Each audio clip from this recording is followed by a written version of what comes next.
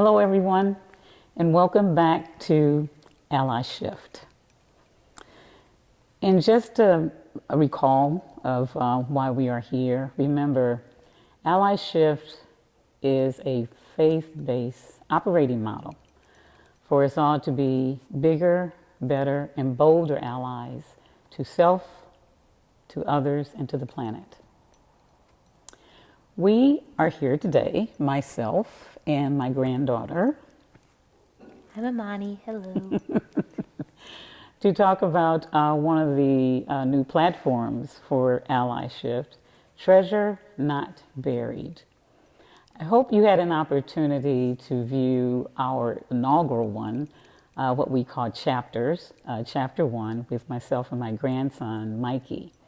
And we discussed a wonderful book, Black Boy Joy.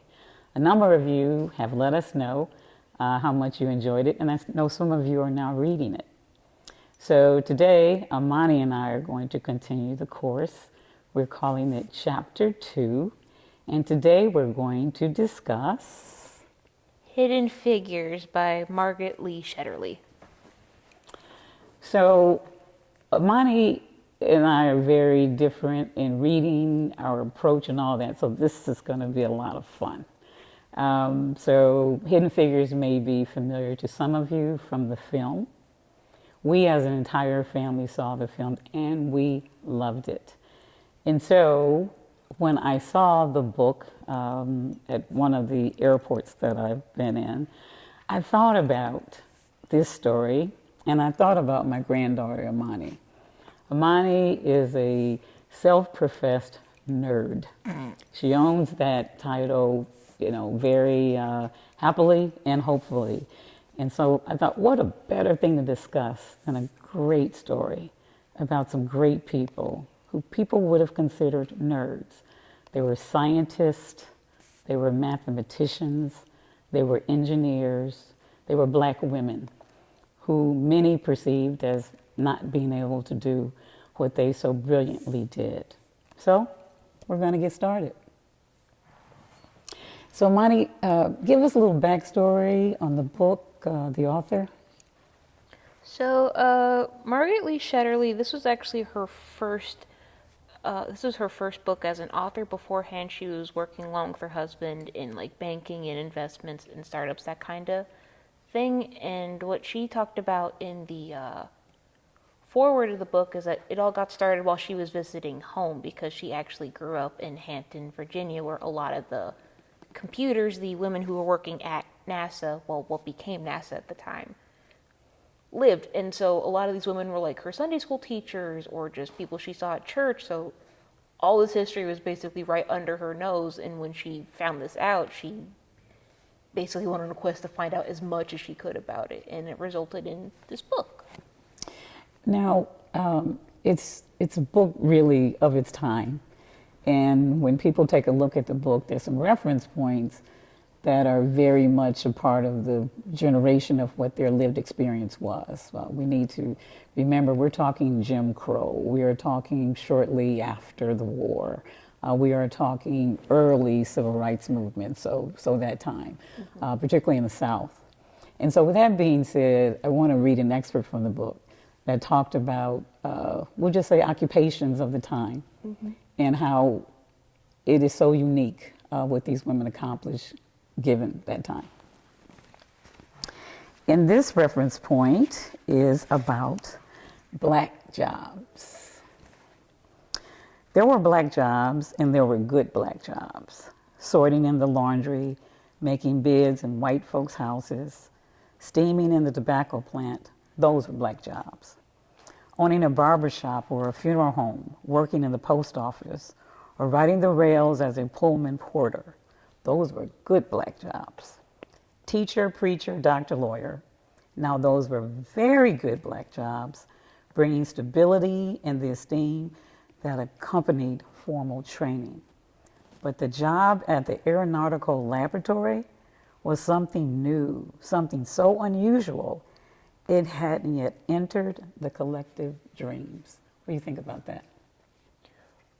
When I first read the passage, and they were talking about good black jobs, Honestly, my first thought is wondering what your parents would have thought about your job, like starting at the Tribune and then going to baseball and then moving to New York, like the big city and the giant corporate office. Can you tell me a bit about that? Thank you for that because they thought I was living their wildest dreams. They imagined me teaching, following the course of both of my parents being educators. And no matter what I accomplished in the corporate arena, my mom especially always said, you make such a good educator. And I really appreciate that, and I love that. But to the point, very often in those roles, I would be a first or an only or a very few. And so in some ways we were, raising floors, breaking ceilings, opening doors, and in some cases really move some needles. But it is interesting to just see the evolution of, who we are, who we've been, and really just dreams of what we can be. Yeah. So, not too long ago, reference was made to a group of Black journalists, some of our most esteemed professionals of our time, as reference to their jobs or Black jobs because they're the jobs that they do. What's your reaction to that? That actually someone suggesting there's limits on the relationship or the value of a job because a Black person has it? I mean, to be frank, it's racist. And there really shouldn't be much stock given into what that man says to begin with, but that's just my opinion. But that aside, it really just is factually untrue. Like, the limit of a job comes from the person doing it, and that's pretty much it, point blank, period. Right. So the people we're going to talk about in terms of people doing a job, remarkable people. So our people are, you say their names. Dorothy Vaughan, Mary Jackson, and Katherine Goble Johnson, among many others mentioned in the book. So tell us more. What stands out to you about those women and their jobs? We'll start with Dorothy Vaughan. What stood out to me a lot is because a lot of the book starts out with her and her journey into joining West Computing. That was the name of the building that the Black women computers worked in primarily. She was very, I'd say, like, practical in her thinking, because even before she joined and like applied to begin with, she was working first as a teacher, and then for her summer job she was working as part of the war effort as in like the Army's laundry services. And when the advertisements for looking for women in computers went out, like, she kind of applied for it and then kind of put it to the side, thinking like, yeah, it's a pie in the sky dream, like it's the Defense Department who's gonna like hire me and that kind of thing. But at the same time, she was just always kind of thinking, I'd say, like, multiple steps ahead, or even just multiple avenues to make sure that her and her family were supported. Mm-hmm. Like, in the book, a lot of what her decisions go into are, how do I best support my children? Mm-hmm. And I think a lot of that comes from the fact that she grew up in the Great Depression, so a lot of it is like, how do I make sure things are as stable as possible? Mm-hmm. And I think that offered a interesting perspective into the book, realizing that depression wasn't that long ago, and that a lot of I'd say the older women really grew up in that time frame. Mm-hmm. And you know what, I think that is a part of what makes the story so compelling, given the times you mentioned, mm-hmm. Depression era. We are also talking, like I said, civil rights area, but it's very, very Jim Crow era. And the whole ideology of working in technology. I mean, really, it was the space race. So what we know today is because of that time. So you made reference to the computing department.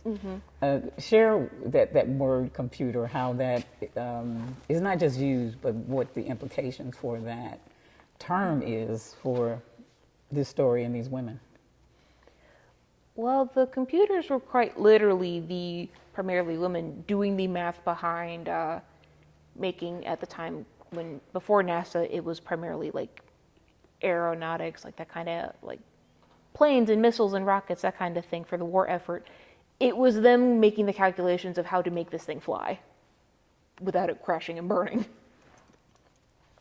So all the math, all the equations, taking in the physics and the aerodynamics and all these other very technical terms that the book kind of throws at you, I will say very well without making me too confused for someone who doesn't understand a lick of air science or plane science. It's them doing the very complex numbers to just make this thing work to begin with. And without it, we wouldn't have a plane that flies. You know, you and I talked about this, that they are literally referenced as computers, right? And we mentioned it to another member of our family, and their immediate response was, well, I don't appreciate that they were so objectified. You know, but you made reference to, no, they literally were the computer. And so does that change your opinion about it being objectified or not? To me, I understood her point, but at the same time, this was before computers as a machine were even invented. So it's like, I almost thought it was like, what came first, the chicken or the egg? But to me, I saw it as like that was literally their job. They were doing the computations to make the math work. And that's how I viewed it.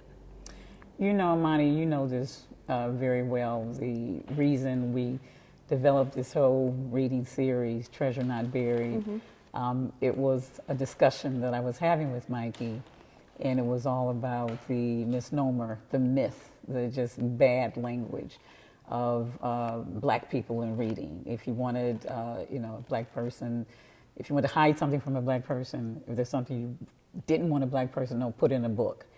And so our objective around that was, we're going to disprove that and really, you know, make it known that there is treasure in reading, so treasure not buried. Also, part of that is also ideology that, you know, you hear so often, women and girls, females, you know, don't know math, don't do science, you know, really technologies. They just aren't considered to be as good at it naturally as others. And this totally absolves that. It just makes that so mythical.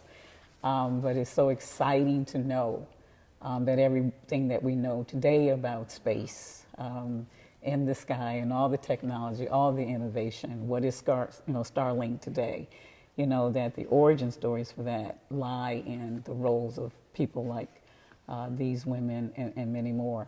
So I'm going to read something else, and I want to know what you think about it. So now we're really into the spaceship flying part of the book. And it says, spaceship flying computers might be the future, but it didn't mean John Glenn had to trust them. He did, however, trust the brainy fellas who control the computers. And the brainy fellas who control the computers trusted their computer, Katherine Johnson. Tell us more. Well, when you were first asking me about the quote and what I thought, I basically saw it as how a lot of people sort of react to new technology of like, no, I don't trust it. I want to know the face of behind it, the brain who made the thing. Because when you are venturing into such a dangerous unknown, like flying a rocket into space, which could explode at any second if things go wrong, I completely understand John Glenn's fear, or just like wanting that reassurance of like, no, who's doing the math? Who said this thing's going to work? And how does it work so that I come home safely? And you know, you prove a point that, you know, Katherine and others would make, not only in their lived experiences, but also their future careers, the importance of diversity, diversity of the thought, of the talent, of the skills, of the background of the people. Because to your point, John Glenn's point was, I know what you're saying, but I want the best in the world. I want to know who you all lean and depend on to make it happen. And it turned out it was Katherine Johnson and other women like Katherine Johnson. Mm-hmm. And so it's just a crying shame that there's a real problem with that kind of thinking now, that people don't realize the more diversity you have in that landscape of talent, of intellect, of just experience can make all the difference literally in the world.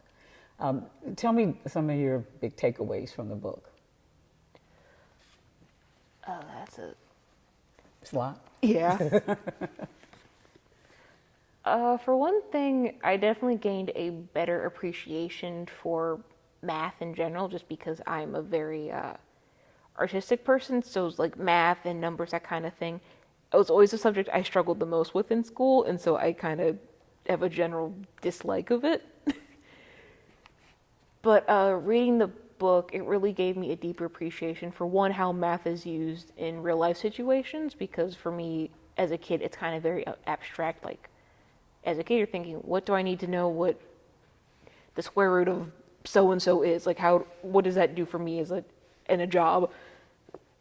But it definitely gave me a deep appreciation for like the actual real life application and how it's useful and how it's valuable in different fields.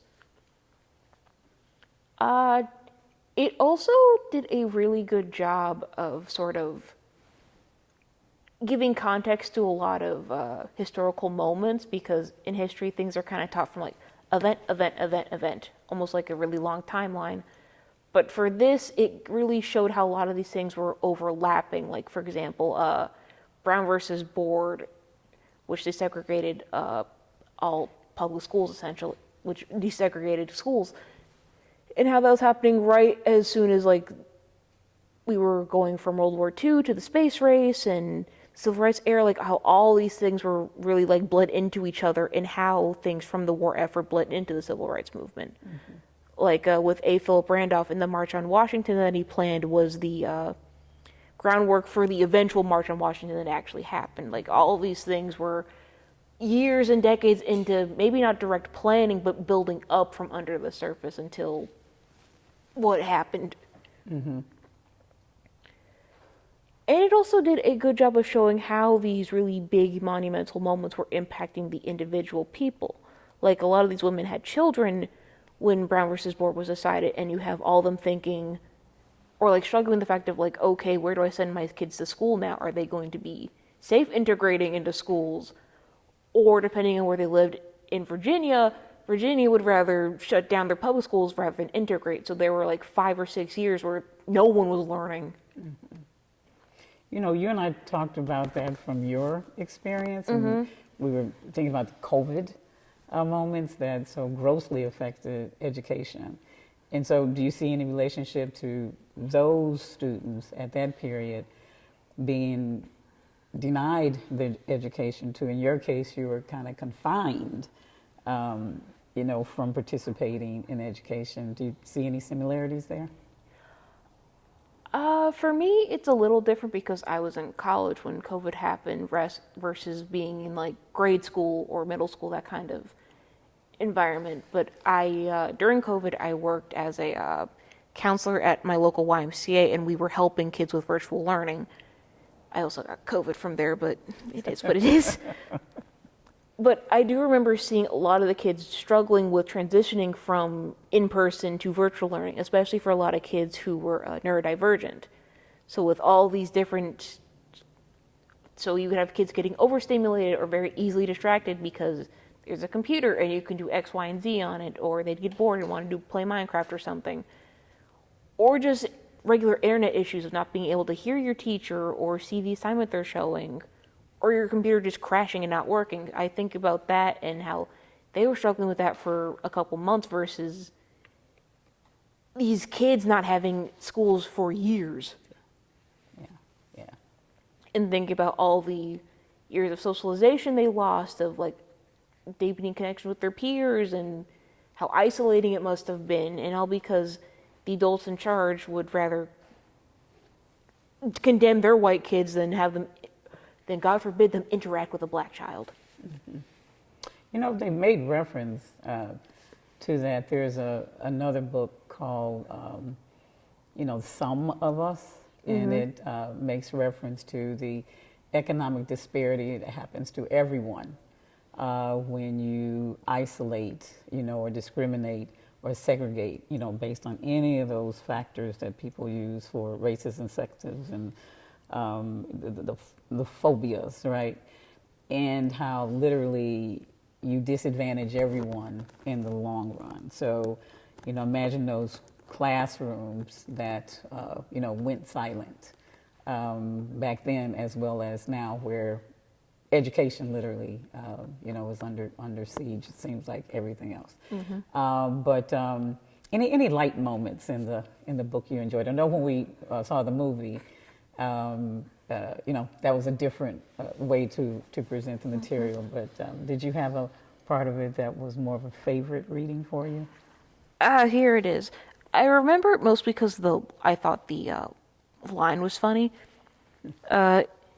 It was Miriam Mann, one of the computers, who finally decided it was too much to take. There's my sign for today, she would say upon entering the cafeteria, spying the placard designating their table in the back of the room. Not even 5 feet tall, her feet were just grazing the floor when she sat down. Miriam Mann had a personality as outsized as she was tiny. Mostly because the idea of this very tiny woman who's like 4'11", just being like, no, I don't want to, and just yanking the sign that designated their table in the lunchroom. In fact, that this kept going for months and months until finally she got to put that thing in her purse for the last time. Which that was pretty funny. I mean, eventually they just gave up. They gave up trying to create these sequestered, segregated spots in the cafeteria. But the bathrooms, the washrooms, that was a big deal, because you had the colored women's room and the colored men's room and the whites only, and they were strategically positioned. So of course the spaces for the white employees was much closer, just easier to get to. And as things evolved, they eventually eliminated the signage. But I'm with you. I appreciated her because she was just like, enough. She just took the sign.